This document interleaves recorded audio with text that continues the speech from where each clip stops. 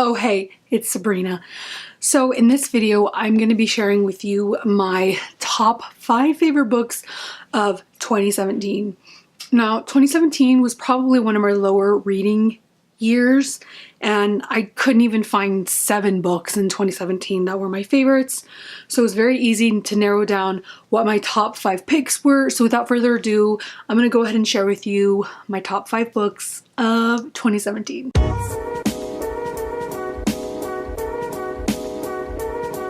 So coming in at number 5 is The 5 Love Languages by Gary Chapman, and I gave this 5 out of 5 stars. This book is just absolutely stunning. It really changed the game in mine and my husband's marriage.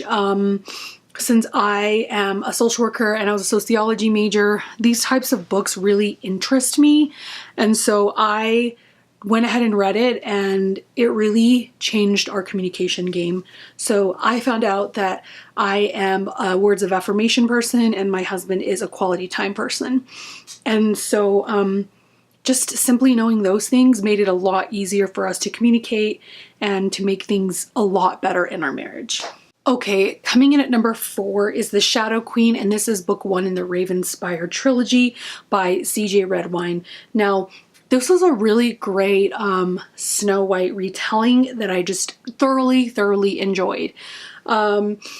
It's probably one of the best retellings I've ever read, and what I liked about this book was the world building was so great, and even though there was a lot of tropes in this book, I didn't find it overly in your face, and I really just enjoyed this book and I ended up giving it 4 out of 5 stars.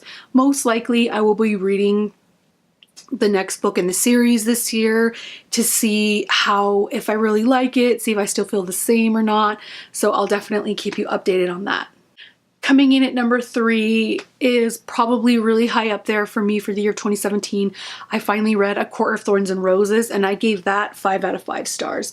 Oh my gosh, you guys, this was my first book that I read by Sarah J. Maas, and I know there's a lot of controversy surrounding this trilogy or this series because some people love it and some people hate it. There's not a lot of gray area, and I know there's quite a few of my booktube friends that did not like this book, and there's a few that did. So, but I actually really enjoyed this book, and the second book is in my TBR for this month, so I'm definitely going to continue it.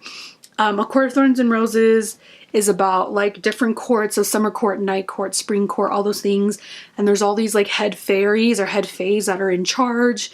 And so there's this girl who lives in the normal world, and she accidentally kills this wolf, and not knowing that he's somebody really important, and then she gets dragged into the magical world.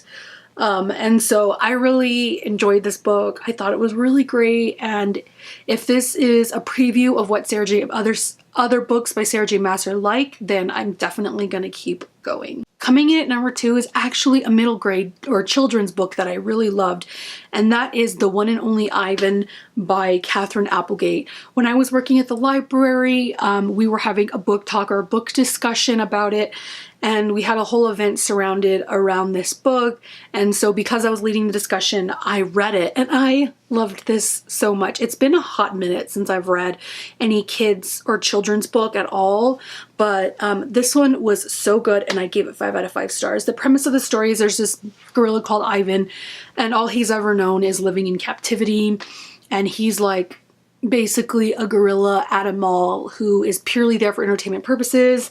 And along the way, while he's there during his life, he makes friends with other animals and and humans, and it's just about his story of trying to become free and like live like a normal gorilla. And so I really enjoyed this, and if you're looking for something that's really cute and that'll like tug at your heartstrings, I would definitely recommend this one. Okay, and coming in at number 1, my most favorite read of 2017 that just blew my mind and just literally changed my life was I'm Not Your Perfect I Am Not Your Perfect Mexican Daughter by Erica L. Sanchez. And oh my goodness, so I think it's perfect that it was one of the books I read towards the end and ended up being my favorite read of the whole entire year. I gave this book 5 out of 5 stars. It is written by a Latina author, which I really appreciate, and it is like, if you ever want to know what it's like, what my childhood was like growing up, read this book.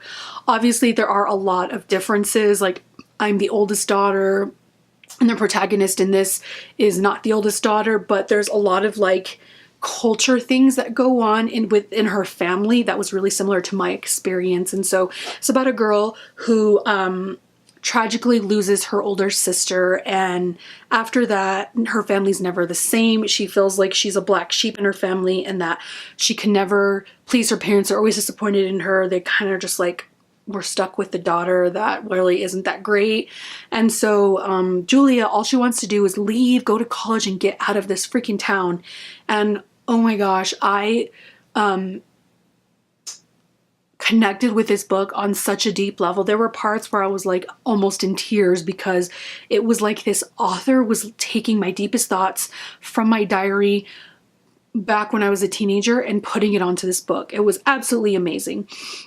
So if you're looking for a book that was written by a non-white person or a person of color that talks about like mixing two cultures, like it talks about Julia and how she gets a boyfriend who's not of her culture, and I ended up marrying somebody who's not of my culture. So there's so many similarities. But if this type of thing interests you, I would definitely recommend it. It was so amazing, and I will be reading more by this author.